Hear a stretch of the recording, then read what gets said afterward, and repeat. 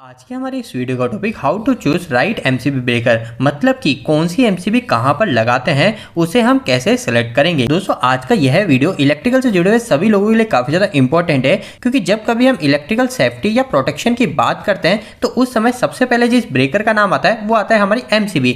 अब यह जो एमसीबी हमारे सामने आती है, यह एमसीबी भी कई टाइप्स की होती है। आप यहाँ पे देख सकते हो इस एमसीबी पे यहाँ पे लिखा हुआ है B6, इस एमसीबी पे लिखा हुआ है C32, इस पे लिखा हुआ है D100। मतलब कि हमारे पास में जो एमसीबी आती है उसके जो टाइप्स होते हैं वह मुख्य तौर पे 5 टाइप की होती है, जैसे B, C, D, K और Z। अब इतना पता चलते ही हमारे सामने अगला सवाल यही आता है कि आखिरकार ये B, C, D इसका मतलब क्या है और हमें कहां पर कौन सी एमसीबी लगानी चाहिए। तो दोस्तों इन्हीं सब पॉइंट के ऊपर आज की इस वीडियो के अंदर हम बात करेंगे, तो बिना ज्यादा देरी करे वीडियो को स्टार्ट कर लेते हैं। दोस्तों अगर वीडियो के स्टार्टिंग में मैं आपको एक सिंपल से उदाहरण से आपको इसके बारे में बताऊं, तो इसका एक सिंपल सा उदाहरण ये हो सकता है कि आपको कई बार बोला जाता है कि कभी भी हमारे घरों के अंदर डी टाइप की एमसीबी को नहीं लगाना चाहिए। मतलब कि ऐसी एमसीबी जिसके ऊपर लिखा हुआ है D32 या फिर D10, इस टाइप की एमसीबी को आपको कभी भी घर में नहीं लगाना चाहिए।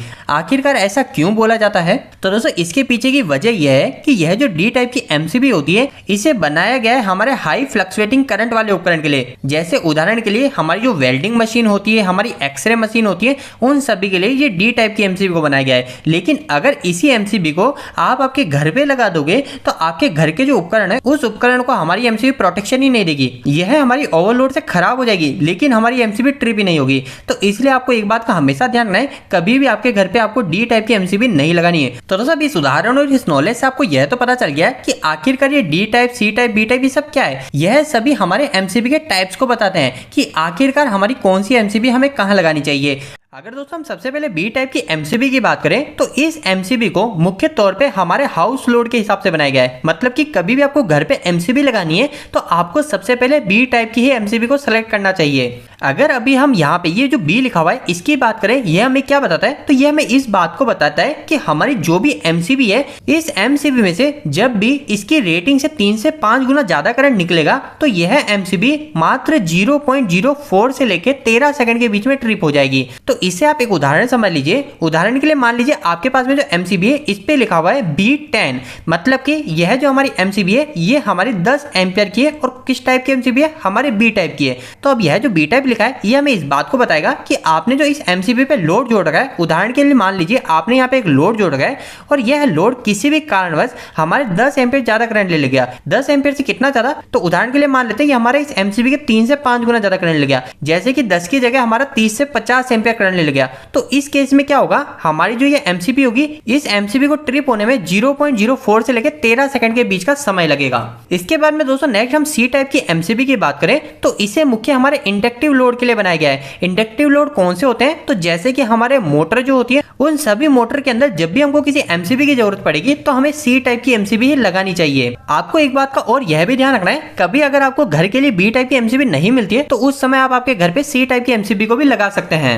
अब दोस्तों अगर हम इस सी वर्ड के बारे में समझे कि आखिर ये सी हमें क्या बताता है, तो ये हमें इस बात को बताता है कि अगर इस एमसीबी से इसकी रेटिंग से 5 से 10 गुना हायर करंट निकलेगा, उदाहरण के लिए अगर हमारी एमसीबी सी 10 एम्पियर की है, सी टाइप की 10 एम्पियर की, तो इस एमसीबी में से जब भी 50 से लेकर 100 एम्पियर करंट निकलेगा तो उस समय यह जो एमसीबी होगी, यह एमसीबी हमारी 0.04 सेकंड से लेकर 5 सेकंड के अंदर ही ट्रिप हो जाएगी। इसके बाद में दोस्तों हम डी टाइप की एमसीबी की बात करते हैं। तो इसका मैंने आपको पहले भी बताया कि ये जो डी टाइप की एमसीबी होती है इसका उपयोग हम वेल्डिंग मशीन के अंदर मुख्य तौर पे करते हैं। इसकी जो करंट ट्रिपिंग कैपेसिटी होती है वह हमारी 10 से 20 गुना होती है। मतलब कि अगर हमारी इस एमसीबी पे 10 एम्पियर D10 एम्पियर लिखा हुआ है तो इसका मतलब ये कि हमारी इस एमसीबी में से जब भी 10 से 20 गुना मतलब कि 100 से 200 एम्पियर करंट निकलेगा तो उस केस में हमारी एमसीबी ट्रिप होने में 0.04 से लेकर 3 सेकंड के बीच का समय लेगी। अब दोस्तों हम नेक्स्ट के टाइप और जेड टाइप की एमसीबी की बात करते हैं। इसके पहले हम एक और पॉइंट के ऊपर बात करते हैं। कई लोगों के मन में एक यह भी सवाल आ रहा होगा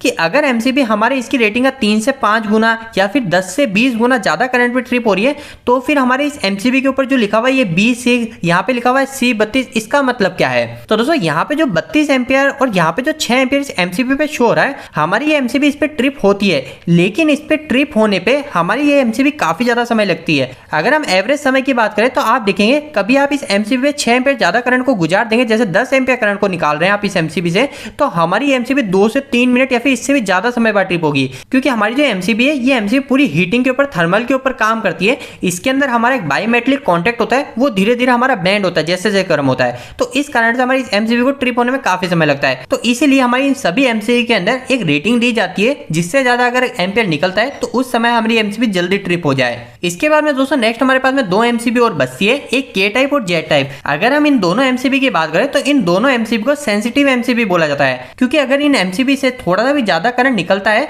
एक्स्ट्रा करंट निकलता है, तो एमसीबी फटाफट ट्रिप हो जाती है। तो इसलिए इन्हें सेंसिटिव एमसीबी बोला जाता है। अगर हम सबसे पहले के टाइप एमसीबी की बात करें तो इस एमसीबी के अंदर जब भी इसकी रेटिंग से 8 से 12 गुना ज्यादा करंट निकलता है तो उस समय हमारी एमसीबी सिर्फ 1 मिली सेकंड के अंदर ट्रिप हो जाती है। तो इसलिए इस एमसीबी को सेंसिटिव एमसीबी बोला जाता है। लेकिन अगर दोस्तों हम जेड टाइप एमसीबी की बात करें तो यह हमारी हाई सेंसिटिव एमसीबी है।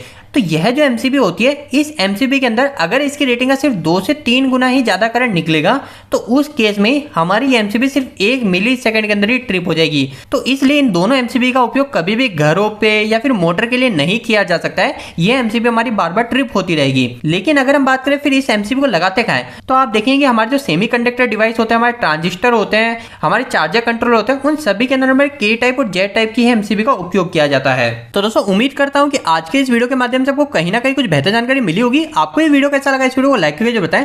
अगर आपका कोई भी सवाल इस वीडियो के प्रति आप इलेक्ट्रिकल जवाब मुझे नीचे कमेंट बॉक्स में कमेंट करके पूछ सकते हैं। इलेक्ट्रिकल वीडियो से आप इन्हें पसंद करते हैं, आज हमारे चैनल को सब्सक्राइब कर लीजिए। आज के लिए इतना ही, धन्यवाद।